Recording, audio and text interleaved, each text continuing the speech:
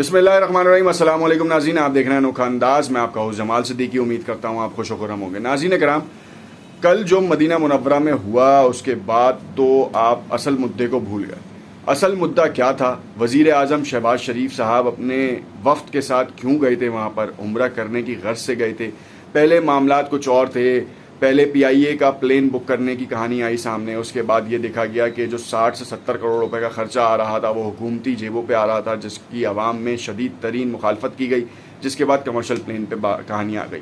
फिर जब शाहज़ेन बुगटी के साथ मामलात वहाँ पे पेश आए जो पेश आए, उसके बाद जिस तरीके से वहाँ का तकद्दुस पामाल किया गया, उसका जो डायरेक्टली इंक्लाइंड बेसिकली वो हुआ वो PTI की तरफ हुआ। मगर मामला ये नहीं था। मामला आपको बताते चलें कि मामला है क्या। अपनी इस वीडियो में फैक्ट्स एंड फिगर्स के साथ बताएंगे और ये भी बताएंगे आपको कि वज़ीर आज़म शहबाज शरीफ साहब इस वक्त सऊदी अरब में पाकिस्तान के किस मसले को लेकर गए थे और आज से कुछ देर कबल जो अभी मुलाकात हुई है उसमें क्या क्या चीज़ें डिस्कस होनी है उसके हवाले से आपको बताते हैं। क्योंकि ये बहुत ही अहमियत की हामिल है। ये तमाम मुद्दा जो है वो मदीना मुनव्वरा के मामले पे छुप गया है और नबी करीम सल्लल्लाहु अलैहि वसल्लम कि जो तकद्दुस था, रोज़ा रसूल का तकद्दुस था, मस्जिद नबवी का तकद्दुस था, वो पामाल होने की वजह से ये असल मुद्दा रुक गया। और ये एक ऐसा मुद्दा शुरू हो चुका है जिसका ये बहुत जल्द अगर ख़त्म नहीं होता तो ये बहुत बड़ा मामला ख़राब करेगा और इससे PTI की साख को भी नुकसान पहुंच सकता है। क्योंकि इसको डायरेक्टली कहा जा रहा है कि ये PTI ने, अब हालांकि ये आवाम की अपनी तर्जुमानी थी, आवाम के अपने जज्बात थे, मगर इसको जोड़ा गया PTI से। क्यों जोड़ा गया, इन तमाम चीज़ों की तफसीलात अपने इस व्लॉग में आपको अपना हिस्सा बनाएंगे इस चीज़ का और देखेंगे कि फैक्ट्स एंड फिगर्स क्या हैं। जो आपको अब तक मामलात TV चैनल्स पे दिख रहे हैं या इंडिविजुअल यूट्यूबर्स और फेसबुकर्स की तरफ से आपको मामलात दिख रहे हैं, वो क्या वन साइडेड हैं व्यूज़ या पैरेलल जो हैं वो आपको व्यूज़ शो किए जा रहे हैं। एक तरफ कहा जा रहा है कि शाहज़ेन बुगटी के साथ जो मामलात हुआ, फिर जो कासिम सूरी के साथ जो मामला हुआ इस्लामाबाद में, वो क्या था। आज जो मुल्तान में वर्कर्स कन्वेंशन से इमरान खान साहब ने खिताब किया उसमें उन्होंने क्या कहा, PTI के हवाले से क्या कहा और उन्होंने मदीना मुनव्वरा के तशख़्ख़ुस के हवाले से क्या कहा। इस वक्त जो वाइट पेपर्स जारी करने की बातचीत की गई थी वो उसकी आवाज़ मध्यम हो गई है, ख़ास तौर पे मदीना मुनव्वरा के तशख़्ख़ुस और तकद्दुस की पामाली की वजह से।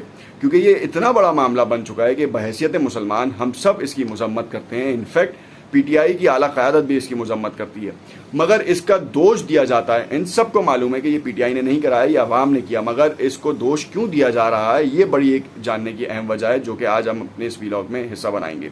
नए आने वाले नाज़रीन से इल्तमास करते हैं कि अगर उन्होंने चैनल सब्सक्राइब नहीं किया तो उसे ज़रूर सब्सक्राइब कर लें ताकि आने वाली तमाम वीडियोज़ के नोटिफिकेशंस आपको मिलते रहें। नाज़रीन कराम, आपको पता है पाकिस्तान की सियासत में पिछले कुछ अरसों से जो मरासले की बात चल रही थी, फिर उसके बाद हुकूमत को हटाया गया और उस हुकूमत को हटाने में जो कार फरमा थे, जिन जिन इदारों ने अपना हिस्सा पेश किया, उन सब के ऊपर जो है ट्विटर सोशल मीडिया के ऊपर एक आलमी जंग की कैफियत हुई और बहुत से इदारों को भी जो है लताड़ा गया, आड़े हाथों लिया गया, जिसके बाद आवाम में जो है ना वो शऊर बेदार किया गया कि कौन आपके साथ है और कौन आपसे अलग है।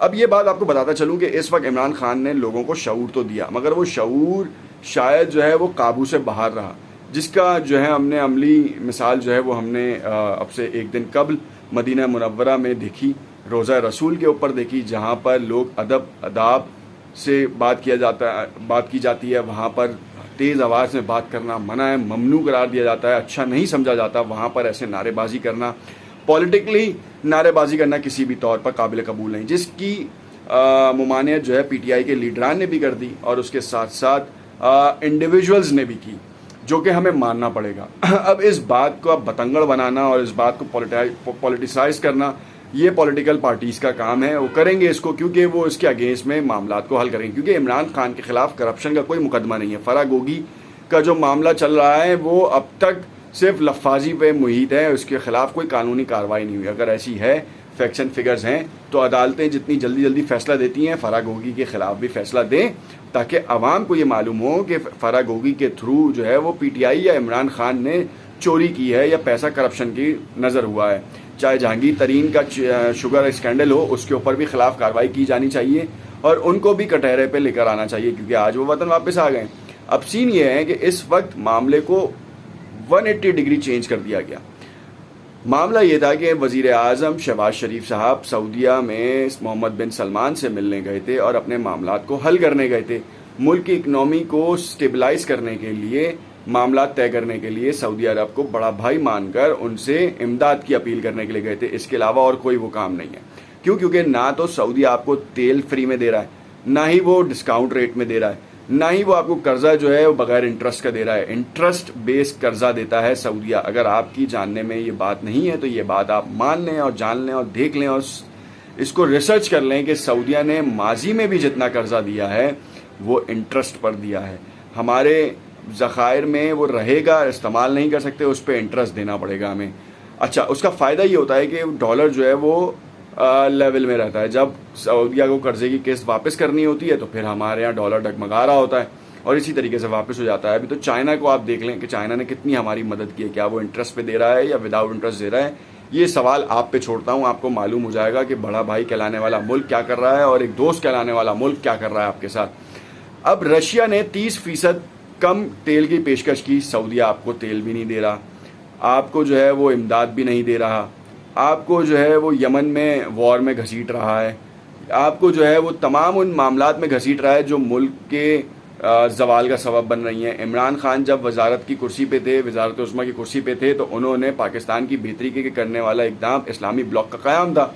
उसमें रुकावट बनने वाला कोई और नहीं, हमारा बड़ा भाई जानने वाला मुल्क सऊदी अरब था, जिसने उनको फोकस किया। इमरान खान को वापस जो है वो उस टर्की और मलेशिया की कॉन्फ्रेंस में जाने नहीं दिया, जिससे हुआ क्या कि अमेरिका की साजिश हुई। अमेरिका ने F-35 प्रोग्राम से टर्की को अलग किया, बाज़ाब्ता तौर पर जो पार्ट्स आते थे वो भी बंद कर दिए और साथ साथ T-90 का जो हेलीकॉप्टर का जो हमारा एक मुआहदा हुआ है टर्की से वो भी नहीं दे रहे। क्यों? क्योंकि अगर टर्की को मिलता तो टर्की जो है पाकिस्तान को देगा। पाकिस्तान को लताड़ने के लिए ये काम किया गया, नीचा दिखाने के लिए काम किया गया। इसी के साथ महातीर मोहम्मद की जो हुकूमत है उसका तख्ता पलट दिया गया, फिर वो इक़्तिदार में आए, फिर उनके खिलाफ कार्रवाई की गई। तो ये वो मामलात हैं जो कि आपकी और हमारी सोच के लिए बहुत ईजीएस्ट हैं कि अमेरिका से पंगा लेना आसान नहीं है और इस बार भी अमेरिका से इमरान खान का पंगा जो है वो मुश्किल हो गया। अब रशिया से अगर आपको तेल की कीमतें कम में मिल रही होती तो आपका इन्फ्लेशन कहाँ जाता? आपकी जो इन्फ्लेटेड की गई प्राइसेस थी वो कहाँ गई? इमरान खान की ये गलती है, प्राइस चेक नहीं हुआ। जब माजी में डॉलर 170 रुपये पे गया, उसके बाद 150 रुपये पे गया, 180 रुपये पे गया, फिर उसके बाद 155 रुपये पे गया, तो प्राइसेस वापस नहीं आई। प्राइसेस उसी जगह से और ऊपर की तरफ तजावुज़ करती रहीं। अभी भी 190 रुपये के ऊपर जो तजावुज़ कमोडिटीज़ के प्राइसेस जो है हाई हुए हैं। ख़ास तौर पे जितने भी मल्टीनेशनल कंपनीज़ हैं उनकी प्राइसेस तो बिल्कुल भी वापस नहीं आई। तेल 150 रुपये किलो मिलने वाला आज 500 रुपये तक पहुँच रहा है। तो क्या इतनी ज़्यादा महंगाई बढ़ गई है? नहीं, ऐसा नहीं है, बिल्कुल भी चेक एंड बैलेंस नहीं है। असल में चेक एंड बैलेंस है और इस वक्त की हालिया हुकूमत को भी सबसे बड़ा इशू ये है। अब इसको किस तरह रिजॉल्व करते हैं, सबसे पहले ये देखना है क्या price control check and balance के लिए शहबाज शरीफ जो पंजाब में मुतारिक होते हैं वो पूरे मुल्क में इस तरह का काम कर सकते हैं या नहीं? ये है असल मामला। इस मामले को दबाने में जो है मस्जिद नबवी का जो तकद्दुस वाला इशू है ये हाईलाइट हो गया और जिसकी वजह से तमाम मामला धरे के धरे रह गए और ये मामला जितनी जल्द ख़त्म हो सके तो बेहतर है, वरना मुल्क में इंतशार और मजहबी जंग का ख़तरा है। खुदारा इससे हम और आप निकलें बाहर। हमारा किसी भी पार्टी से ताल्लुक़ हो मगर मज़हब को बीच में ना लाए, खुदा का वास्ता। देखते रहिएगा अनोखा अंदाज़। शुक्रिया।